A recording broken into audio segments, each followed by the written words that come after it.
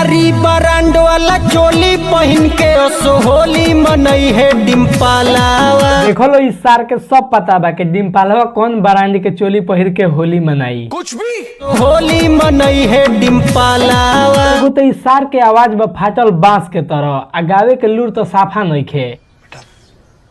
तुमसे ना हो पाएगा। सारवा खाली विवादित गाना गावेला, कबो पवन सिंह पगाई तो कबो डिम्पलवा पगाई तो कबो हेकरा पगाई तो कबो होकरा पगाई, खाली सारवा विवादित गाना गावेला। शर्म करो, भगवान से डरो, भोसड़ी वालों भगवान से डरो। एक और एको गो साफ सुथरा गाना ना सुन बोलो जो मार्केट में गाना बाजे के चाहिए ना बाजी वो अलग बात बा, लेकिन ओइसन गाना ई गईबे ना करेला। सारवा सोच ले बा हमार गाना मार्केट में बाजो चाहे ना बाजो, अब वैसे एकर गाना बाजी ना कहियो। बात तो सही है। यही से ई सारवा खाली विवादित गाना गावेला आ गाना मरवावेला। होई देखो लो ताली कैसे बजावता, छकवा ना बजावलो सनोइनिया।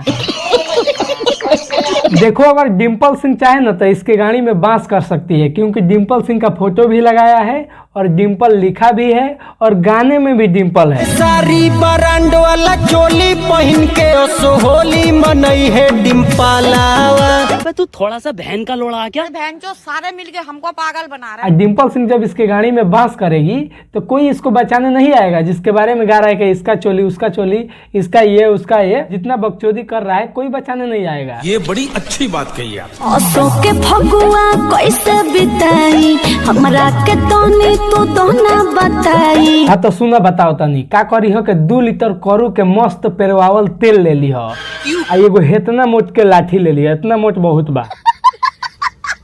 तेलवा लठिया लेके एगो रूम में जाके गेट बंद कर ली हो। गार्डन हो रहा। गेटवा बंद करके लठिया में तेलवा आराम से चारों ओर लगावत रही, एकदम आराम से। इतना तेल लगई है, इतना तेल लगई है, जब तक वो तेल उड़ा ना जाओ तब तक तू लाठी में तेल लगावते रही।